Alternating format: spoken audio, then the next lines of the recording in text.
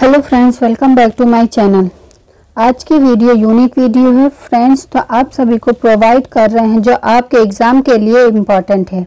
इस वीडियो में कोहल वर्ग का सिद्धांत को पढ़ेंगे, तो सिद्धांत को डिटेल में पढ़ेंगे। वीडियो को पूरा देखें। चलिए वीडियो को स्टार्ट करते हैं, जिसमें से एग्जाम में बहुत सारे क्वेश्चंस पूछे जाते हैं। कोहल वर्ग का नैतिक विकास का सिद्धांत। कोहल वर्ग के 3 फैक्ट हैं। पहला, अमेरिकी मानववैज्ञानिक नैतिक विकास का सिद्धांत, नैतिक अवस्था का सिद्धांत। कोहल वर्ग ने सर्वप्रथम नैतिक विकास सिद्धांत 1969 ईस्वी में दिया था और इसके बाद इसमें 1981 व 1984 में संशोधन किया। कोहल वर्ग कहते हैं, नैतिक व्यवहार जन्मजात नहीं होता है, बल्कि इसे सामाजिक परिवेश से सीखा या अर्जित किया जाता है। 1927 से 1987 के नैतिक विकास के 6 चरण हैं। ये चरण सार्वभौमिक होते हैं। कोहल वर्ग का नैतिक विकास का सिद्धांत। पहला, पूर्व परंपरागत अवस्था 4 से 10 वर्ष तक। दूसरा, परंपरागत अवस्था 10 से 13 वर्ष तक। तीसरा, उत्तर परंपरागत अवस्था 13 वर्ष से अधिक।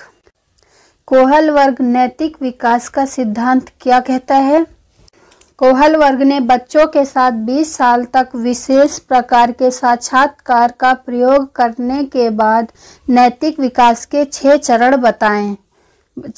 बताए हैं और 3 अवस्थाएं, जिसे आसानी से पहचाना जा सकता है। अब कैसे पहचाना जा सकता है?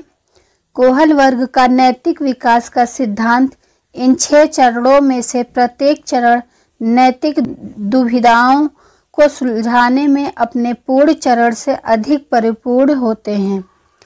कोहल वर्ग का नैतिक विकास का सिद्धांत कहता है, हमारी 3 अवस्थाएं हैं, 6 चरण हैं। 6 चरण में प्रत्येक नैतिक दुविधाओं को सुलझाने में अपने पूर्ण चरण से अधिक परिपूर्ण हैं। कोहल वर्ग का नैतिक विकास का सिद्धांत बालकों में चरित्र निर्माण या नैतिक विकास के संदर्भ में लॉरेंस कोहल वर्ग में अपने अनुसंधान के आधार पर यह निष्कर्ष निकाला कि बालकों में नैतिक या चरित्र के विकास के कुछ निश्चित अवस्थाएं पाई जाती हैं। निश्चित अवस्थाएं इस प्रकार हैं। नैतिक अवस्थाओं के अंतर्गत सिद्धांत कोहल वर्ग ने दिया, जिसमें निश्चित अवस्थाएं, उन अवस्थाओं के अंतर्गत कोहल वर्ग का नैतिक विकास का सिद्धांत बालकों में चरित्र निर्माण या नैतिक विकास के संदर्भ में लॉरेंस कोहल वर्ग में अपने अनुसंधान के आधार पर यह निष्कर्ष निकाला कि बालकों में नैतिक या चरित्र के विकास के कुछ निश्चित अवस्थाएं पाई जाती हैं। निश्चित अवस्थाएं इस प्रकार हैं। नैतिक अवस्थाओं के अंतर्गत सिद्धांत कोहल वर्ग ने दिया, जिसमें निश्चित अवस्थाएं हैं। उन अवस्थाओं के अंतर्गत बच्चा किस किस स्टेज से गुजरता है और क्या क्या करता है, ये सब बताया है। अब जानते हैं नैतिक विकास का अर्थ क्या है।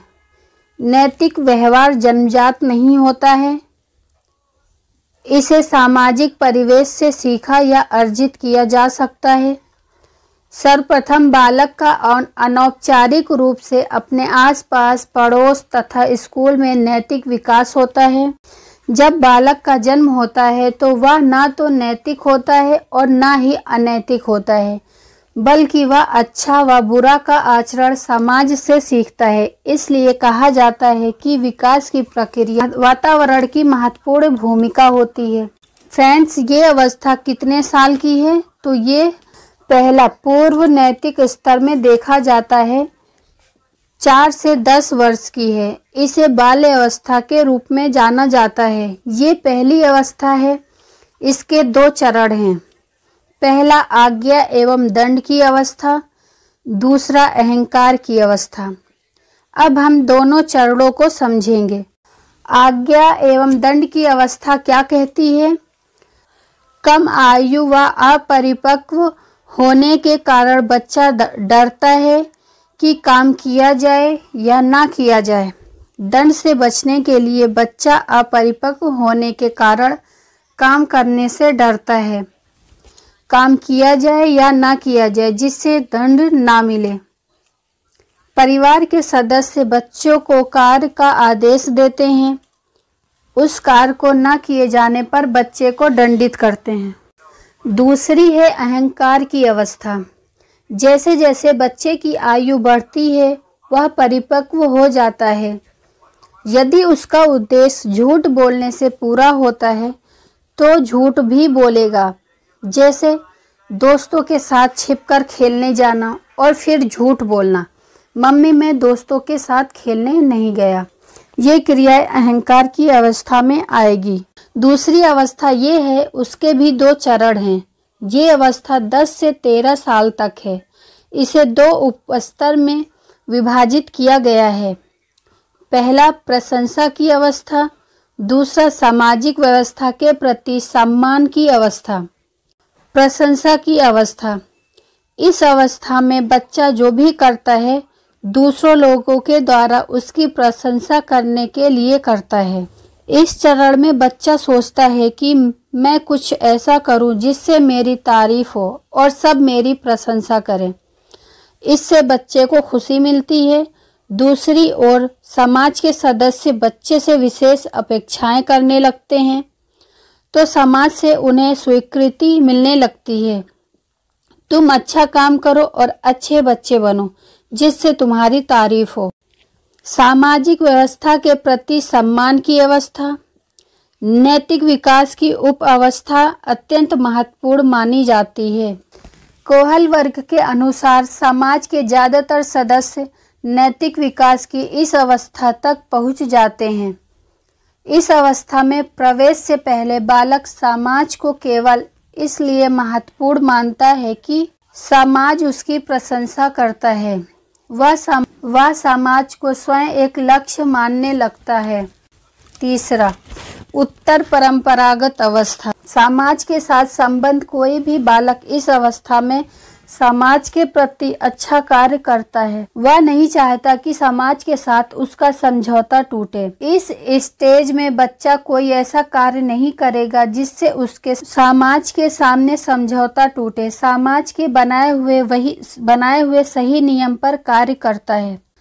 सार्वभौमिक संबंध, इस अवस्था में बालक विवेक का प्रयोग करता है और कुछ नियम अपने आप से बनाता है। वह ये सोचता है कि समाज में क्या अच्छा है क्या खराब। इस अवस्था में बालक अपने मन से कार्य करता है। समाज में अगर कोई गलत नियम है तो उसे बदला जाएगा। गलत नियम पर नहीं चलेंगे और कोई गलत कार्य नहीं करेंगे।